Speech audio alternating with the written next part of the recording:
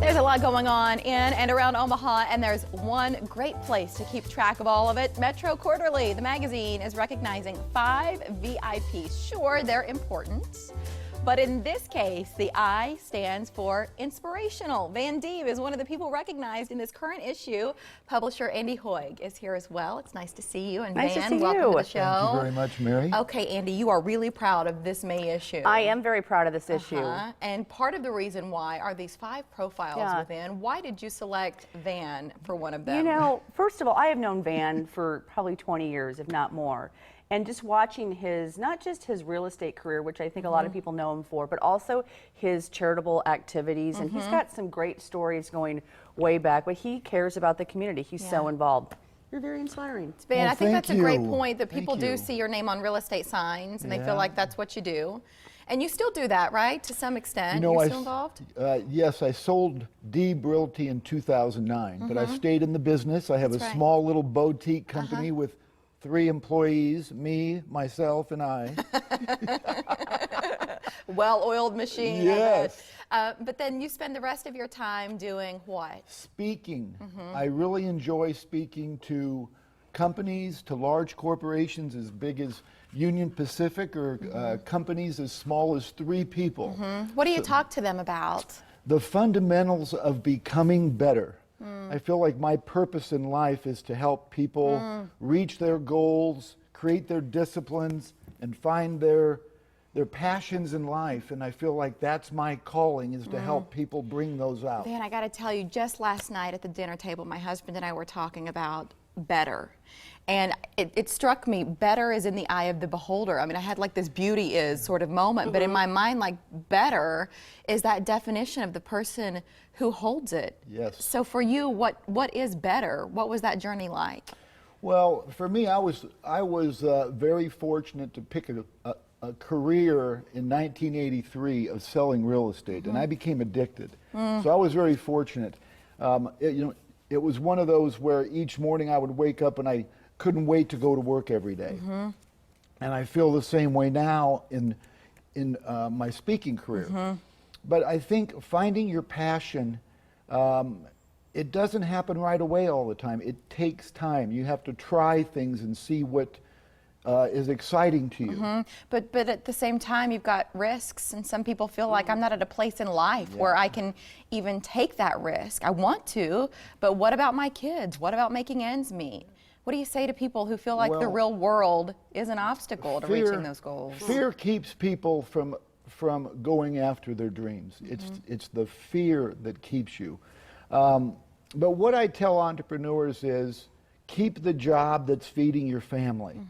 And then spend the extra time you have on working on your passion and develop that passion, but keep on working on what's important to you and the dreams that you have and the goals that you want to accomplish. Was there a single catalyst that was your light bulb moment for community involvement specifically? Did you have a conversation? Did you see something that took you from caring to being all in with the community? Well, I've got relatives that are very philanthropic that encouraged me throughout my life, but also when I became a father in 1988, and I was so grateful, I started a campaign where I sat on top of a roof and I wouldn't come down till I raised $10,000 for Children's Hospital. So that's what started it, and then hanging out with her and seeing all the wonderful things that she does for this community.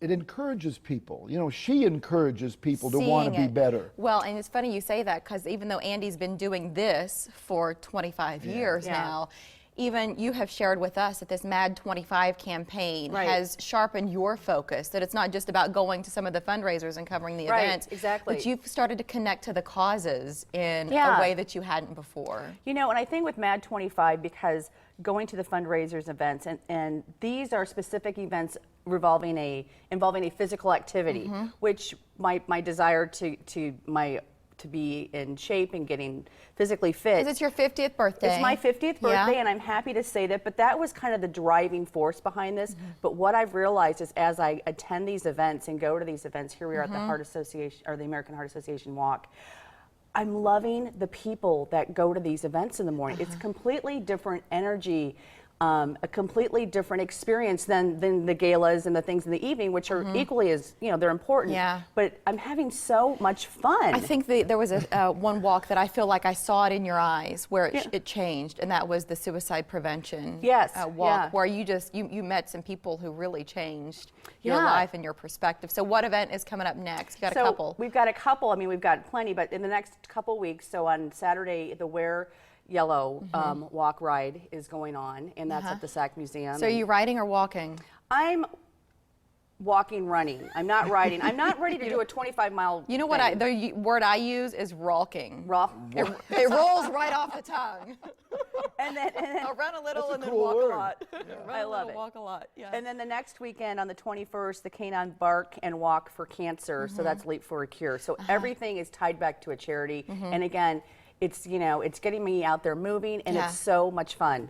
Okay, so Andee's looking for more events. You can recruit her online. What's on your top 5 this visit? So top 5, this coming up, and these are a couple coming up right away. Cabaret 2016 for the Child Saving Institute. The Omaha Symphony Gala with Frankie Valli is also on Saturday. Now looking a couple weeks ahead, Omaha Gives, which is a huge day of giving, and I just love it. I can't wait for that day to come. And then looking into June, Sand in the City for Nebraska Children's Home. Back downtown? Yep. No, actually, it's at Baxter. They moved it. They moved it. It's I'm at glad Baxter. I asked. Okay. It's at Baxter. And then June 11th, I'm one of the judges for this. And this guy over here Van. on to my right I got 2 judges. Yay! Hey, I'm surrounded by 2 judges. We're Here's the poster. But that's on June Stars. 11th. Yeah. Is when we're all going to be there at Ralston Arena. And I'll be If dancing. you would like to read Van's story, you'll find it starting on page 18. Look for this out and about, different spots around town. It's also available online, the digital edition at spiritofomaha.com.